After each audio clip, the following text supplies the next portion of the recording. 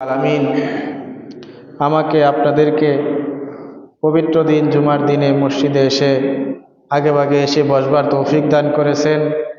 সেজন্য আমরা অন্তরের অন্তঃস্থল থেকে কালিমাতুশ শুকর আদায় করি, সকলে বলি আলহামদুলিল্লাহ। আমরা আরও শুকরিয়া আদায় করি যে মহান রব্বুল আলামিন আমাদেরকে সুস্থ রেখে সুস্থতার সাথে ইবাদত করার তৌফিক দিয়েছেন, কিছুক্ষণ দিনী মজলিসে বসার তৌফিক দান করেছেন। এই জন্য আমরা আল্লাহ তাআলার দরবারে লাখো কোটি শুকরিয়া জ্ঞাপন করি, সকলে বলি আলহামদুলিল্লাহ। সম্মানিত উপস্থিতি, আমি আপনাদের সামনে একটি সূরার একটু অংশ তেলাওয়াত করেছি। সেই সূরাটির নাম হচ্ছে সূরাতুল জিলজাল। সূরাতুল জিলজাল। জিলজাল অর্থ হচ্ছে ভূমিকম্প। অর্থ কি? ভূমিকম্প। আল্লাহ রাব্বুল আলামিন এই ভূমিকম্প নাম দিয়ে একটা সূরা লিখছেন, সুন্দর একটা সূরা। এই সূরাটার আরেকটা নাম হচ্ছে জালজালা, মানে কম্পন।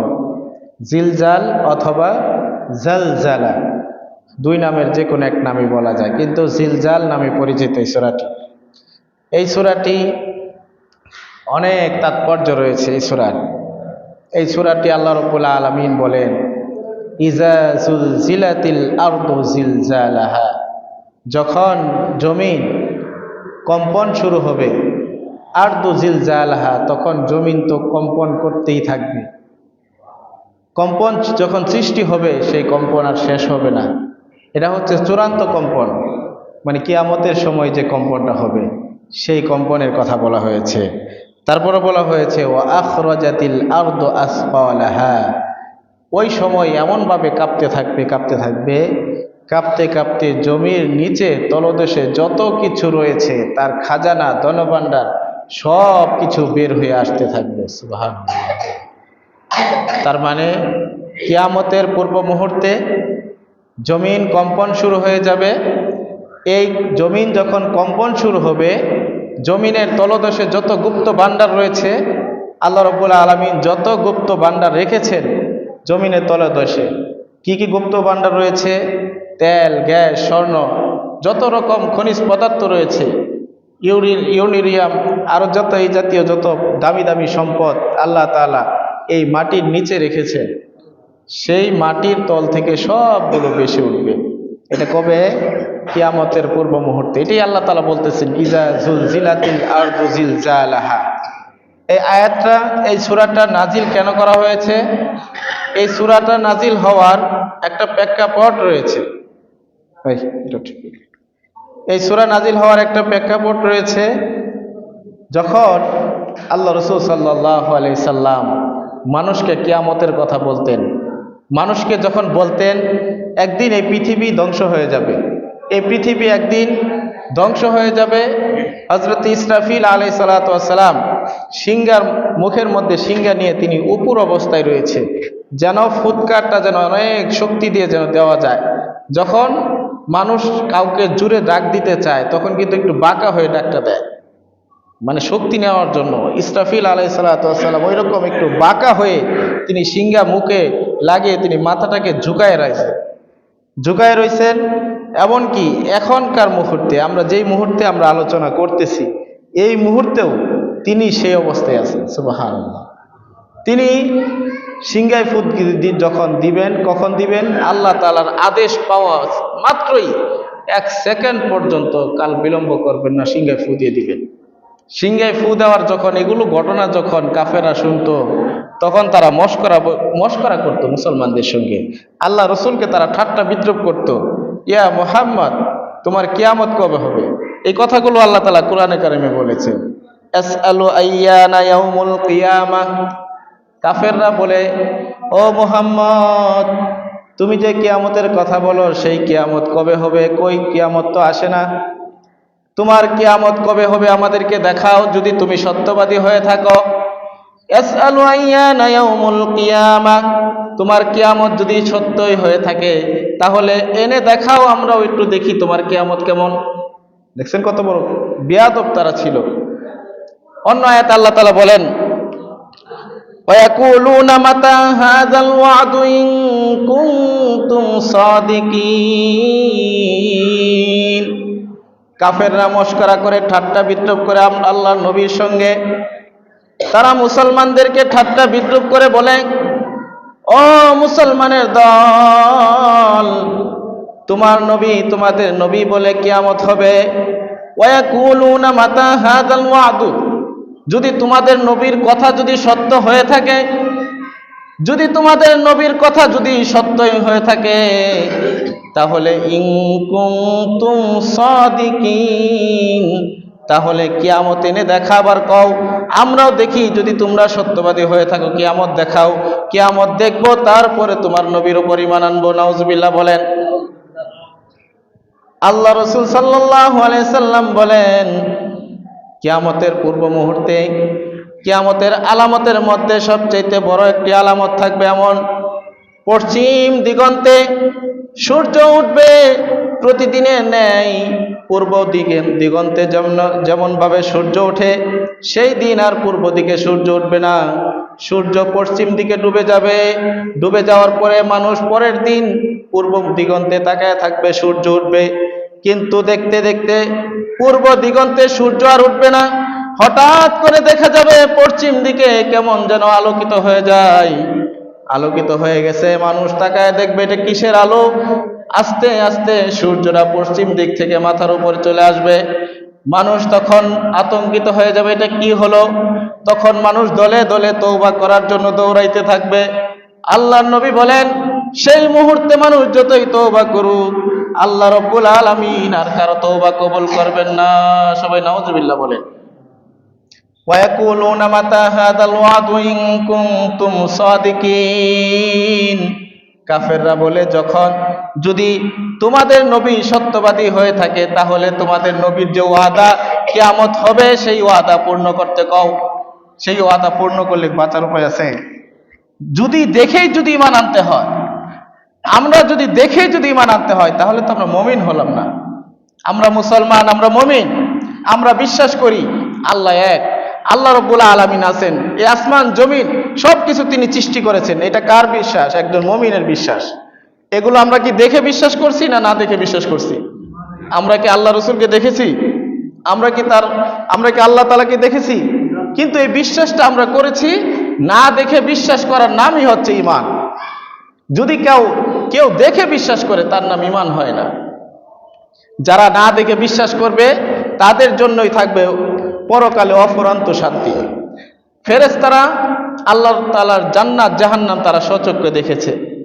দেখার পরে তাদের জন্য এই সব কিছু দেখেছে, তারা শুধু আফসোস করে, হায় আল্লাহ, আমরাও যদি ফেরেশতা না হয়ে যদি মানুষ হইতাম, আমরাও তো না দেখে বিশ্বাস করে এই অফুরন্ত নিয়ামত ভোগ করতে পারতাম। কিন্তু তাদের জন্য শুধুমাত্র মানুষ জান্নাতে চিরস্থায়ী থাকবে, জাহান্নামে চিরস্থায়ী থাকবে। এবং কুল্লু মান আলাইহা ফান ওয়া ইয়াবকা ওয়াজহু রাব্বিকা যুল জালালি ওয়াল ইকরাম, আল্লাহ রাব্বুল আলামিন শুধুমাত্র চিরস্থায়ী থাকবেন, আর বাকি সব কিছু মৃত্যুবরণ করবে, সব কিছু মৃত্যুবরণ করবে। এই সূরার শানে নজুল হচ্ছে, কাফেররা মুসলমানদেরকে টিটকারি করত, মশকরা করত, কিয়ামত কবে হবে বলো, কিয়ামত কবে হবে বলো, যদি হয়ে থাকে তাহলে নিয়ে আসো। আল্লাহ রাব্বুল আলামিন তারই পরিপ্রেক্ষিতে, ইযা যুলজিলাতিল আরদু জিলজালাহা ওয়া আখরাজাতিল আরদু আসকালাহা ওয়া ক্বালাল ইনসানু মা লাহা, আল্লাহ রাব্বুল আলামিন বলেন, সেই দিন আসমান জমিন কম্পন সৃষ্টি হয়ে যাবে। সেই দিন কাঁপতে থাকবে এবং জমির ভিতর থেকে সব কিছু বের হয়ে যাবে। মানুষেরা পেরেশান হয়ে বলতে থাকবে, অকালাল ইনসানু মা লাহা, আজকে জমিনের কি হয়ে গেল? সব কিছু বাতের মারের মতো উতলে উঠতেছে কেন? আজকে কি হয়ে গেল? আজকে আর কি হবে? যা হওয়ার তাই হবে, যা হওয়ার তাই হবে। তো এই সূরা এই জন্য আল্লাহ তাআলা নাযিল করেছেন, সেই কাফেরদের সেই কথাকে জবাব দেওয়ার জন্য, কাফেরদের এই টিটকারি মশকরা চূড়ান্ত জবাব দেওয়ার জন্য এই সূরাকে আল্লাহ তাআলা নাযিল করেছেন। এই সূরাকে সূরাতুল জামিয়া বলা হয়। এই সূরাকে সূরাতুল জামিয়া বলা হয়, মানে এই সূরা এমন একটি সূরা যেই সূরার মধ্যে আসমান এবং জমিনের এই সূরার আখিরাত এবং দুনিয়াবি যত বিষয় আছে সমস্ত বিষয়ের সার নির্যাস এই সূরার মধ্যে আল্লাহ রাব্বুল আলামিন ঢেলে দিয়েছেন। সকলে বলেন মারহাবা, সকলে বলেন সুবহানাল্লাহ। এই সূরার মধ্যে আল্লাহ রাব্বুল আলামিন দুনিয়াবি এবং উখরবি, আখিরাত এবং দুনিয়াবি যত বিষয় আছে সমস্ত বিষয়ের সার নির্যাস আল্লাহ তাআলা এই সূরার মধ্যে ঢেলে দিয়েছে। হযরত আনাস ইবনে মালিক রাদিয়াল্লাহু তাআলা আনহু বর্ণনা করেন, আবু দাউদ শরীফের 1399 নম্বর হাদিসের মধ্যে বলেন, হযরত আনাস রাদিয়াল্লাহু তাআলা আনহু বলেন, এক গ্রামের বেদুইন সাহাবী, গ্রাম্য সাহাবী, মুরব্বী সাহাবী আল্লাহর রাসূলের কাছে আসলেন। এসে বললেন, ইয়া রাসূলুল্লাহ, ইয়া হাবিবাল্লাহ, আমাকে কোরআন শিক্ষা দিন, আমি কোরআন শিখতে চাই, আমি কোরআন শিখে তার উপর আমল করতে চাই। আল্লাহ রাসূল সাল্লাল্লাহু আলাইহি ওয়াসাল্লাম বলেন, তুমি যেহেতু কোরআন শিখতে চাও তাহলে আলিফ লাম র এই জাতীয় যত সূরা রয়েছে তার মধ্যে থেকে 3টা সূরা তেলাওয়াত করো, আমি তোমাকে শিখাই দেই। সেই গ্রাম্য সাহাবী বলেন, ইয়া রাসূলুল্লাহ, ইয়া হাবিবাল্লাহ, আমার বার্ধক্যের কারণে আমার অন্তর, আমার হৃদয় কঠিন হয়ে গেছে, আমার জিহ্বা ভারী হয়ে গেছে, আমি চাইলেও আর এখন আর পড়ার মতো আমার আর শক্তি নাই। কি ব্যাপার, আপনারা যারা মুরব্বী আছেন চাইলে সূরা মুখস্থ করতে পারবেন? পারবেন? জিহ্বা বার হয়ে গেছে না? জিহ্বা বার হয়ে যায় বয়সের কারণে। আবার একটা ছোট বাচ্চাকে, এই যে আমার ছোট বাচ্চাকে কালকে রাত্রে আয়াতুল কুরসিটা পড়াইছি, আমি মনে হয় সর্বোচ্চ আধা ঘন্টা পড়াইছি, মাশাআল্লাহ পারে, আমি নিজে অবাক। অথচ আমি এখন চেষ্টা করলে একটা নতুন কিছু শিখতে গেলে আমার মুখস্থ হইতে চাই না। তাহলে যারা আরেকটু মুরব্বী আছেন তাদের তো আরো কঠিন হয়ে গেছে, তাই না? সেই সাহাবী বলতেছে, ইয়া রাসূলুল্লাহ, আমার তো জবান, জিহ্বা ভারী হয়ে গেছে এবং আমার হৃদয় কঠিন হয়ে গেছে, আমার তো আর মুখস্থ হয় না। তখন আল্লাহ রাসূল সাল্লাল্লাহু আলাইহি সাল্লাম আবারও বললেন, তাহলে তুমি এক কাজ করো, তাহলে তুমি হামিম জাতীয় যত সূরা রয়েছে এর মধ্যে থেকে যে কোনো 3টা সূরা শিখে নাও। হামিম দিয়ে অনেকগুলো সূরা রয়েছে, এর মধ্যে শুধুমাত্র 3টা সূরা তুমি শিখো। তখনও সেই সাহাবী আগের মতো বলে, ইয়া রাসূলুল্লাহ, আমার হৃদয় ভারী হয়ে গেছে, আমার হৃদয় শক্ত হয়ে গেছে এবং আমার জবান ভারী হয়ে গেছে, আমার দ্বারা সম্ভব না। তখন আবার নবীজি বলেন, তাহলে আরেক কাজ করো, সাব্বাহা লিল্লাহি শব্দ দ্বারা যতগুলো সূরা নাজিল হয়েছে এর মধ্যে থেকে যে কোনো 3টা সূরা শিখে নাও, এটা অন্তত পক্ষে করো। তখনও সেই সাহাবী, গ্রাম্য সাহাবী, সে আবারও বলে, ইয়া রাসূলুল্লাহ, এটাও আমার দ্বারা সম্ভব নয়, কারণ সাব্বাহা লিল্লাহি দ্বারা যতগুলো সূরা নাজিল হয়েছে সবগুলাই বড় বড়। পাবেন আপনারা? সাব্বাহা লিল্লাহি মা ফিস সামাওয়াতি ওয়া মা ফিল আরদিল মালিকিল কুদ্দুসিল আজিজুল হাকিম, লম্বা লম্বা সূরা পাবেন না। সেই সাহাবী বলতেছে, ইয়া রাসূলুল্লাহ, এটাও আমার দ্বারা সম্ভব না। তারপর আল্লাহ রাসূল সাল্লাল্লাহু আলাইহি সাল্লামকে সেই সাহাবী বলেন, ইয়া রাসূলুল্লাহ, ইয়া হাবিবাল্লাহ, আমাকে এমন একটা সূরা শিক্ষা দিন যেই সূরাটা হবে খুবই সংক্ষিপ্ত, কিন্তু সূরাটার অর্থ হবে খুব জামে, মানে সূরাটা একটা সূরার মধ্যে সকল বিষয়ের মধ্যে লিপিবদ্ধ থাকবে।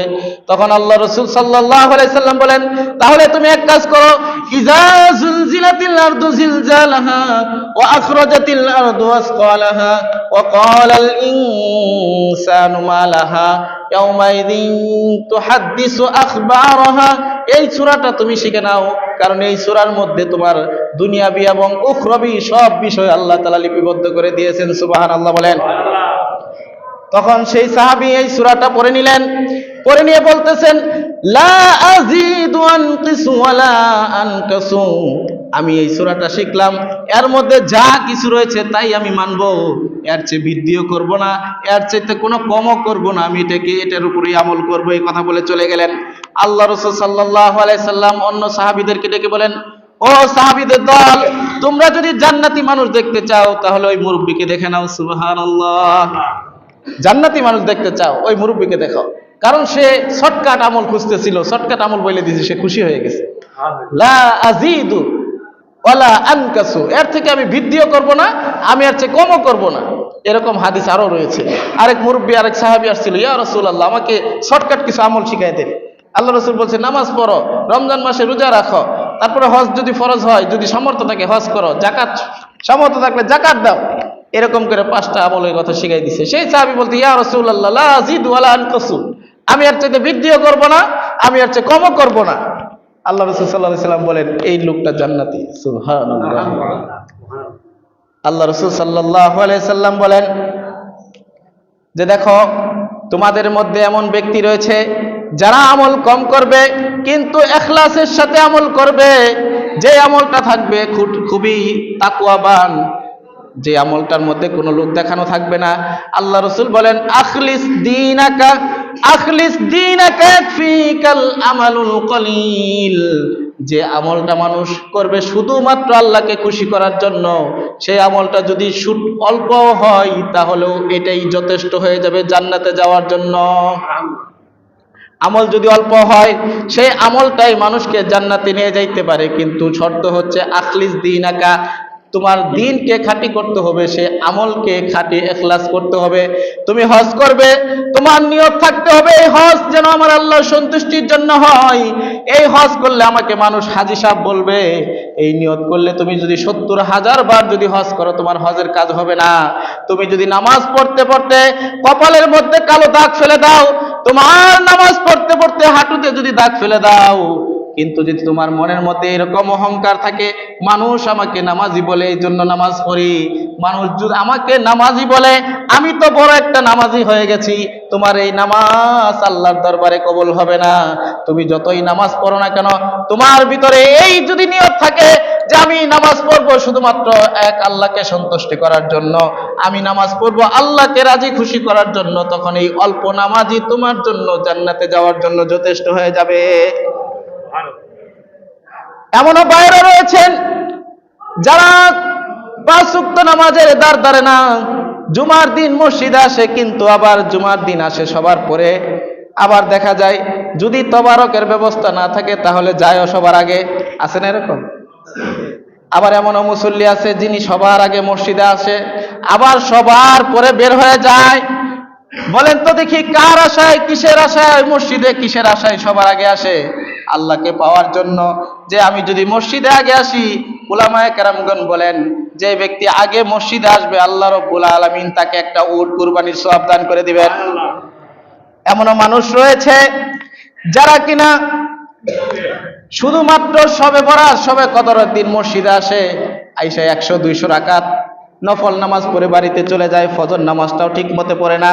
আবার এমনও মানুষ রয়েছে সারা বছর নফল তাহাজ্জুদ পড়ার সুযোগ পায় না, কিন্তু ৫ ওয়াক্ত নামাজটা জামাতের সাথে আদায় করে আল্লাহ রাব্বুল আলামিনের হাবিবকে জানায় দেয়, ও হাবিব জানায় দেন যে আমলটা অল্প কিন্তু ধারাবাহিকভাবে চলতে থাকে, সেই অল্প আমলই বেশি আমলের চাইতে আমার কাছে গ্রহণযোগ্য। সুবহানাল্লাহ বলেন, সুবহানাল্লাহ বলেন।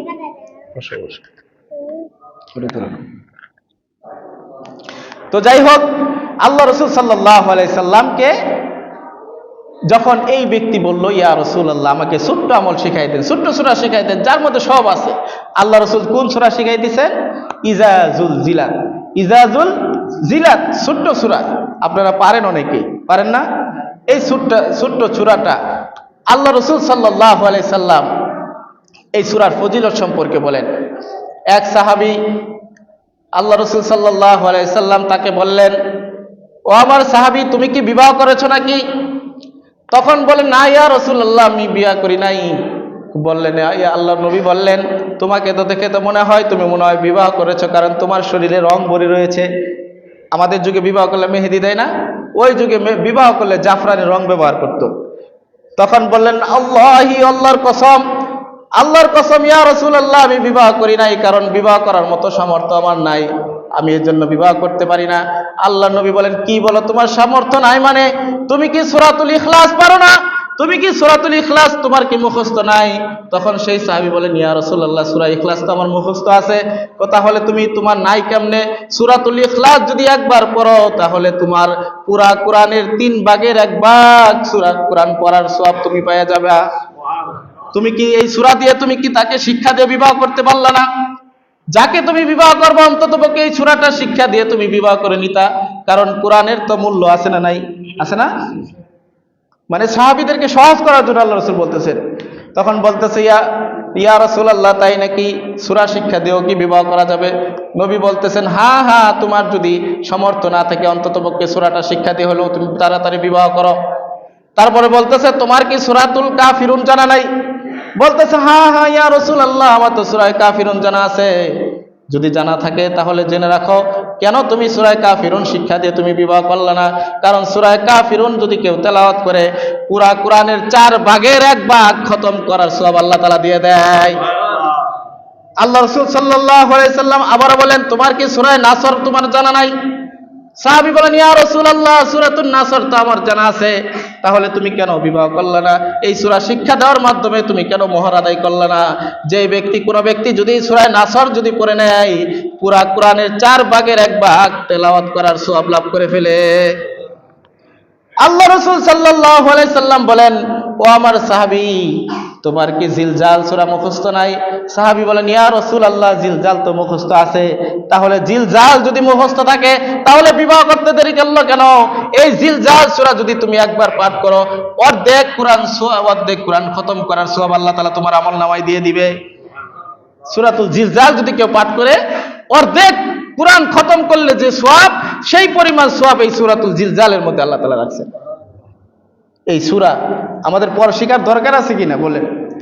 হ্যাঁ, এই সূরা কেন এত গুরুত্বপূর্ণ? এই সূরার মধ্যে আল্লাহ তাআলা পৃথিবীর দুনিয়া এবং আখিরাতের সারমর্ম, সার নির্যাসের মধ্যে আল্লাহ তাআলা রেখে দিয়েছেন।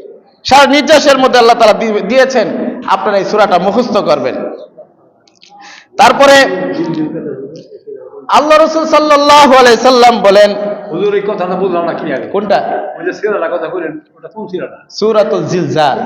ইযা যুলজিলাতিল আরদু জিলজালাহা ওয়া আখরাজাতিল আরদু আসকালাহা ওয়া ক্বালাল ইনসানু মা লাহা ইয়াওমাইযিন তুহাদ্দিসু আখবারাহা বিআন্না রাব্বাকা আওহা লাহা ইয়াওমাইযিন ইয়াসদুরুন নাসু আশতাতান লিয়ারাউ আ'মালাহুম ফামান ইয়া'মাল মিসকালা যাররাতিন খায়রান ইয়ারা ومن يعمل مثقال ذرة شرا يره। আল্লাহু আকবার।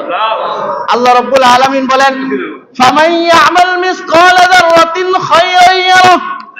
কিয়ামতের দিন তোমার যদি যাররা পরিমাণ যদি কোনো নেক আমল থাকে, এটা কেউ লুকানো হবে না, এটা কেউ বাদ দেওয়া হবে না।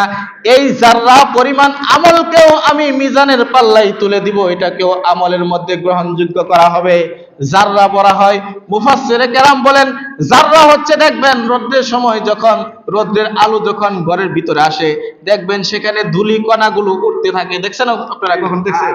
হাত দিয়ে ধরা যায় না, কিন্তু চোখে দেখা যায় কেমন যেন জিরজির করে, কেমন যেন ধুলিবালি উঠতেছে, ওইটুকু বলা হয় যাররা। আল্লাহ তাআলা বলেন, এই যাররা পরিমাণ যদি কেউ ঈমান নিয়ে, যদি আমল নিয়ে যদি কবরে যায়, কিয়ামতের দিন এই যাররা পরিমাণ আমলও আমি আমলের পাল্লায় তুলে দিব। আল্লাহ রাব্বুল আলামিন বলেন, ফামান ইয়া'মাল মিসকালা যাররাতিন শাররান ইয়ারা। কেউ যদি যাররা পরিমাণ খারাপ আমল নিয়েও যদি কবরে যায়, আমিও সেটাও কেউ ছাড় দিব না। এই যাররা পরিমাণ খারাপ আমলকেও আমি সবার সামনে তুলে ধরব। কিয়ামতের দিন তোমার হাত, তোমার পা, তোমার হাত, তোমার পা কথা বলবে, তোমার মুখকে আমি সেলাই করে দিব। সেলাই বলতে সুই দিয়ে সেলাই করার দরকার নাই। যেই জবান আল্লাহ তাআলা কুন ফায়াকুন দ্বারা দিয়েছেন, আল্লাহ শুধু আবার বলবেন, জবান বন্ধ হয়ে যাও। সরাসরি ভাবে মুখের জবান একদম ক্লিন হয়ে যাবে। এখানে যে মাঝখান দিয়ে যে কাটা ছিল, এটা বোঝারও কোনো ক্ষমতা থাকবে না। আল ইয়াউমা আকমামতু লাকুম দীনাকুম। আল্লাহ রাব্বুল আলামিন বলেন, সেই দিন, কিয়ামতের দিন, তোমার জবানকে বন্ধ করে দেওয়া হবে। তোমার হাতকে বলা হবে কথা বলো, তোমার পাকে বলা হবে কথা বলো। তোমার হাত দ্বারা যা করেছিলে, তোমার পা দ্বারা যা করেছিলে, সবগুলো কিয়ামতের ময়দানে টাস টাস করে বলে দিবে যে আমার হাত বলবে, আমাকে দ্বারা, আমার এই ব্যক্তি আমাকে দ্বারা এই এই কাজ করেছে, এই ভালো কাজ করেছে, এই খারাপ কাজ করার দ্বারা আমার উপর জুলুম করেছে। আমাকে জাহান্নামে নেওয়ার আগে আমাকে যে ব্যক্তি ব্যবহার করেছে তাকে নাও। হাত আমার বিরুদ্ধে সাক্ষী দিবে, আমার পা সাক্ষী দিবে। আমাকে জাহান্নামে নেওয়ার আগে যেই আমার এই পা যাকে দিয়েছিলে, যে আমাকে এটা পরিচালনা করেছে, তাকে আগে জাহান্নামের ব্যবস্থা করো। এই পা, এই হাত আমার বিরুদ্ধে সাক্ষী দিবে। সেই দিন আমার মুখ দ্বারা মিথ্যা বলার আর কোনো সুযোগ থাকবে না। কত ভয়ঙ্কর অবস্থা হবে কিয়ামতের দিন, কত ভয়ঙ্কর অবস্থা হবে। সেই জন্য বলি ভাই, এই হাত দ্বারা কোনো গুনাহ করার আগে একটু হাতের দিকে তাকায় দেখেন। এই হাত যখন আপনি মায়ের পেট থেকে আমরা যখন ভূমিষ্ঠ হয়েছি, চাইলেই আমরা এই হাত দ্বারা কোনো কিছু ধরতে পারি নাই, পারছিলাম? আপনি যদি আপনি বাইরে থাকেন, বাচ্চাদেরকে দেখবেন, চাইলে হাত দ্বারা কোনো কিছু ধরার শক্তি ছিল না। আবার যখন বৃদ্ধ হয়ে যায় অথবা প্যারালাইসিস হয়ে যায়, দেখবেন শত চেষ্টা করলে ওই হাত দ্বারা কোনো কিছু ধরা যায় না। পায়ের মধ্যে প্যারালাইসিস হয়ে গেলে পা দ্বারা কোনোদিন চলা যায় না, চলা যায়? সুস্থ সবল মানুষ হঠাৎ করে পড়ে গেছে, আর উঠে দাঁড়াইতে পারে না, আর উঠে দাঁড়াইতে পারে না, ডাক্তার বলে প্যারালাইসিস হয়ে গেছে, কাজ হবে না, তার বাকি জীবন পা ছেঁচড়াইতে ছেঁচড়াইতে অথবা হুইল চেয়ারে চলে কাটাই দিতে হয়। তোমার এই পায়ে হাত এত শক্তি ছিল, দুনিয়াতেই এটার কার্যক্ষমতা হারায় ফেলে কিয়ামতের দিন, যেই দিন আল্লাহর নিয়ন্ত্রণে চলে যাবে, সেই দিন যদি আল্লাহ তাআলার আদেশ হয়, তখন এই হাত এই পা কিন্তু তোমার পক্ষে থাকবে না। সেই জন্য এই হাত দ্বারা গুনাহ করার আগে একবার ভেবে দেখো, আমি কার দ্বারা গুনাহ করতেছি। এই হাত তো আমার বিরুদ্ধে সাক্ষী হয়ে দাঁড়াবে। এই পা দ্বারা গুনার পথে আগানোর আগে এই পাকে একবার বলে দেখো, এই পা তোর দ্বারা আমি গুনাহ করতেছি, কিয়ামতের ময়দানে তুই তো আমার বিরুদ্ধে সাক্ষী দিবে। ভাইরা আমার, সেই জন্য বলি ভাই, গুনাহ করার আগে নিজের বিবেককে একটু চিন্তা করে দেখো। আল্লাহুম্মা ইন্নী যালামতু নাফসি যুলমান কাসীরা। সেই জন্য আল্লাহ রাব্বুল আলামিন তার হাবিবকে জানায় দেন, ও হাবিব, আপনি নামাজের শেষে বৈঠকের মধ্যে, শেষ বৈঠকের মধ্যে যে দোয়াটা পড়বেন সেটা হচ্ছে আল্লাহুম্মা ইন্নী যালামতু নাফসি যুলমান কাসীরা। হে আল্লাহ, আমি আমার নিজের নফসের উপর, আমার নিজের আত্মার উপর জুলুম করেছি, যুলমান কাসীরা, অনেক বড় বড় জুলুম করেছি, যেই জুলুমের কোনো শেষ নাই। এমন জুলুম করেছি, আমার নিজের নফসকে জাহান্নামের খাদ্য বানিয়ে ফেলেছি।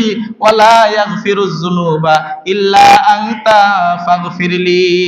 আল্লাহকে বলতেছে, ও মালিক, আল্লাহই শিক্ষা দিচ্ছে, ওয়ালা ইয়াগফিরুজ যুনুব, এই গুনাহ ক্ষমা করার কেউ নাই, ইল্লা আনতা, তবে একমাত্র কে? বলেন কে?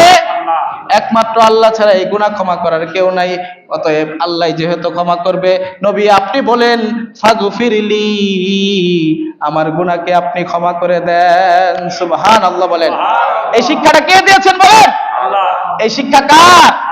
আল্লাহ তাআলা ক্ষমা করার জন্য বান্দাকে কি চমৎকার দোয়া শিখাই দিয়েছেন। এই দোয়াটা আমরা পারি? সকলে বলেন আল্লাহুম্মা ইন্নী যালামতু নাফসি যুলমান কাসীরা ওয়ালা ইয়াগফিরুজ যুনুবা, বলেন ওয়ালা ইয়াগফিরুজ যুনুবা ইল্লা আনতা ফাগফিরলি মাগফিরাতাম মিন ইনদিকা ওয়ারহামনি ইন্নাকা আনতাল গফুরুর রহিম। ও আল্লাহ, কেন ক্ষমা করবেন আমাদেরকে? কারণ আপনি বলেছেন ইন্নাকা আনতাল গফুরুর রহিম, আপনি গফুর, আপনি ক্ষমাকারী।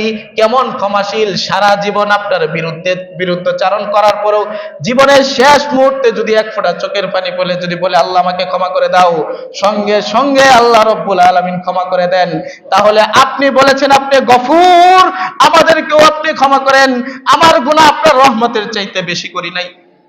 আল্লাহ রাব্বুল আলামিন আমাদেরকে আমল করার তৌফিক দান করুন। সকলে বলে আমিন। ওয়া আখিরু